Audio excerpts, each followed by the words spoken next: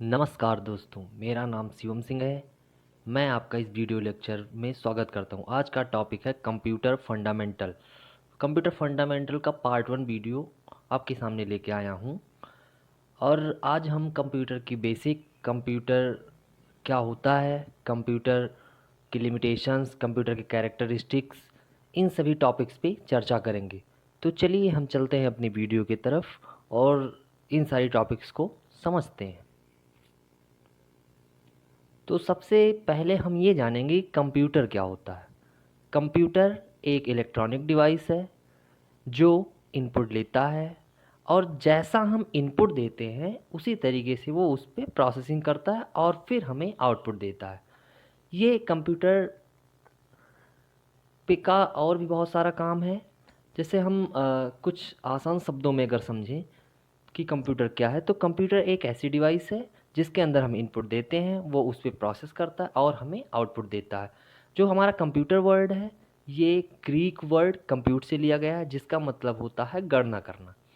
Computer जब सबसे पहले बनाया गया तो इसका मेन उद्देश्य जो था वो गणना करने का ही मेन उद्देश्य था इसका। लेकिन बाद में इसको मल्टीपर्पज़ के रूप में यूज़ किया जाने लगा। जैसे आज हम देखते हैं कि यार आज हम हर क्षेत्र में कंप्यूटर का प्रयोग करते हैं, चाहे वो चिकित्सा का क्षेत्र हो, चाहे वो शिक्षा का क्षेत्र हो, चाहे वो विज्ञान का क्षेत्र हो, ऐसे अन्य क्षेत्र हैं, या फिर हम अपने पर्सनल काम को सॉल्व करने के लिए भी कंप्यूटर का प्रयोग करते हैं। आज अगर हम देखेंगे तो हर ऑफिस हो, हर जगह या हर शॉप पे हमें कंप्यूटर मिलता है, और उस पे वर्क करना करना सीखने के लिए हमें उसके बारे में जानना भी आवश्यक है। तो सबसे पहले तो हमें यही जानना है।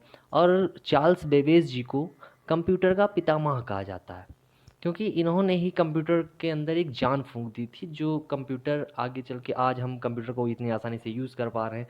तो इसका सबसे बड़ा जो कारण है वो चार्ल्स बेबेज जी ही हैं, जिसकी बदौलत आज हम लोग कंप्यूटर का प्रयोग करते हैं। जो हमारा सबसे पहला कंप्यूटर था उसका नाम इनियाक था। इस कंप्यूटर को सबसे पहले बनाया गया था, जिसका प्रयोग हम लोग आज तब करते थे। इसके बाद में हम समझेंगे कि कंप्यूटर वर्क कैसे करता है। तो कंप्यूटर के अंदर जो प्रोसेसिंग होती है, जो उसके बाद में जो हमें रिज़ल्ट मिलता है, वो कैसे वर्क करता है। तो इसकी एक साइकिल होती है जिसको हम लोग प्रोसेस साइकिल बोलते हैं। तो सबसे पहला काम होता है कंप्यूटर के अंदर इनपुट देना, उसके बाद में उस पे प्रोसेस करना और फिर आउटपुट देना हमें।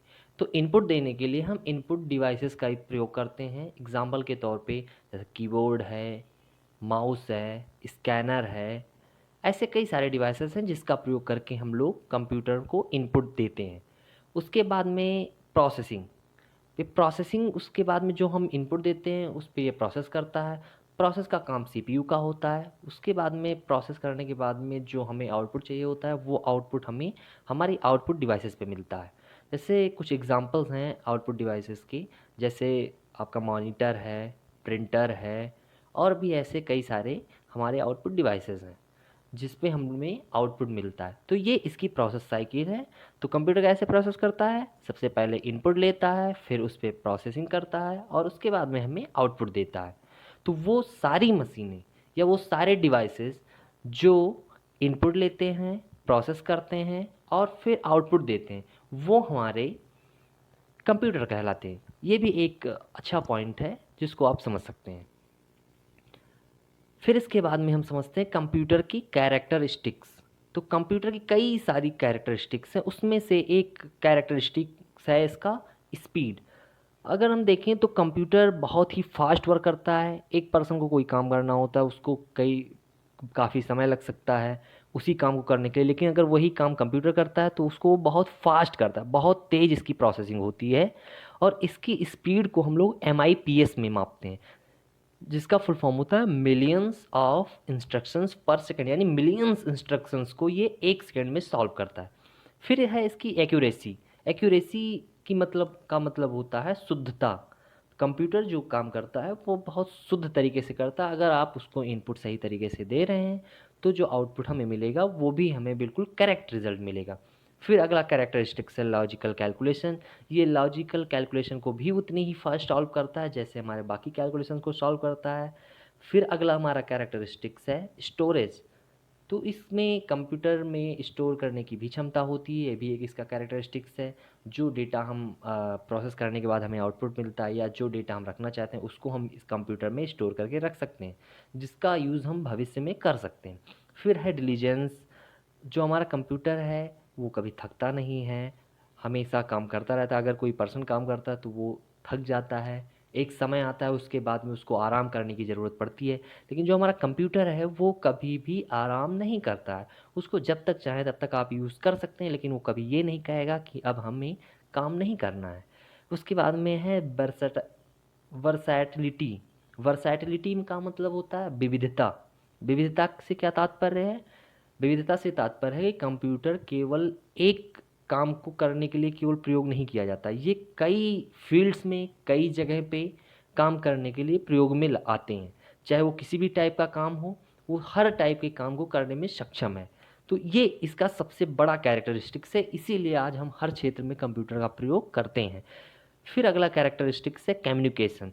तो कंप्यूटर हमें बहुत फास्ट कम्युनिकेशन प्रोवाइड करता है। फिर इसके बाद में हम समझते हैं कि कंप्यूटर की लिमिटेशंस क्या हैं। जैसे हमारे हमारे कंप्यूटर की बहुत सारी कैरेक्टरिस्टिक्स हैं, वैसे इसकी बहुत सारी लिमिटेशंस भी हैं। तो कुछ लिमिटेशंस को हम लोग समझते हैं। जैसे पहला लिमिटेशन है इसका GIGO। GIGO का क्या मतलब हुआ? GIGO का मतलब हुआ garbage in garbage out. Garbage का मतलब तो आप लोग समझ रहे होंगे।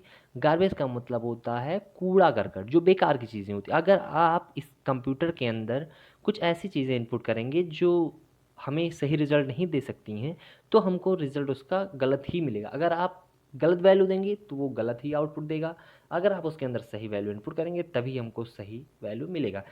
जैसे लिखा हुआ है गार्बेज इन, यानी कि अगर गार्बेज अंदर जाएगा तो गार्बेज ही बाहर आएगा। फिर उसके बाद में बताया गया नो कॉमन सेंस, यानी कंप्यूटर का कोई कॉमन सेंस नहीं होता है।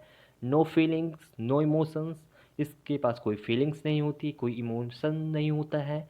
तो ये इसकी कुछ लिमिटेशंस हैं। दोस्तों, अगर आपको हमारा वीडियो पसंद आया हो तो वीडियो को लाइक करें, कमेंट करें, वीडियो को शेयर करें और हाँ, चैनल को सब्सक्राइब करना ना भूलें।